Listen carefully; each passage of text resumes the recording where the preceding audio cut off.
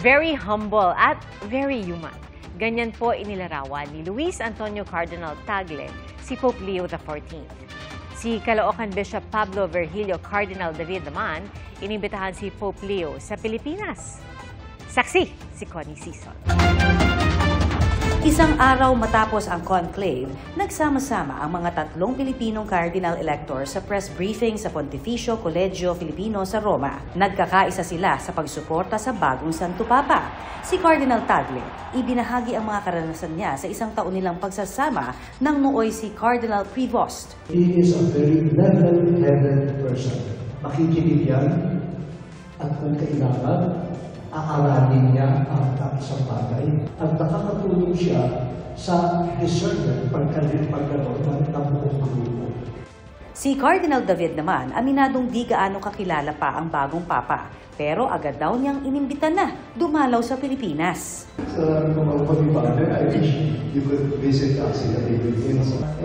Nakakiti lang siya, sabi niya na God allows that. Ayon sa mga cardinal, naniniwala silang maipagpapatuloy ng bagong Santo Papa ang mga reforma at programang ginawa ng yumaong si Pope Francis, base na rin sa mga mensahe nito sa kanyang Urbi et Orbi blessing na tumalakay tungkol sa kapayapaan.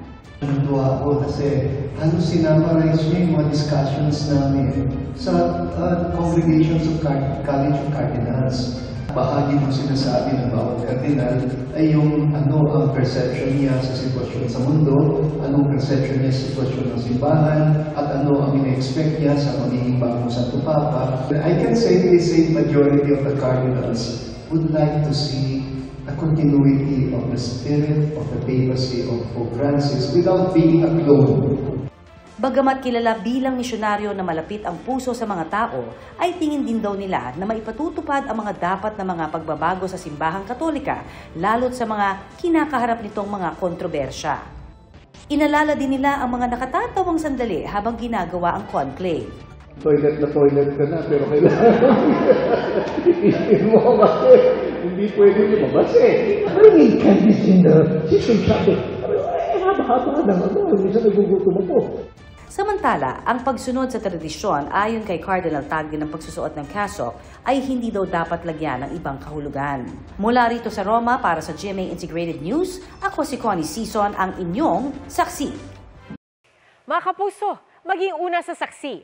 Mag-subscribe sa GMA Integrated News sa YouTube para sa iba't ibang balita.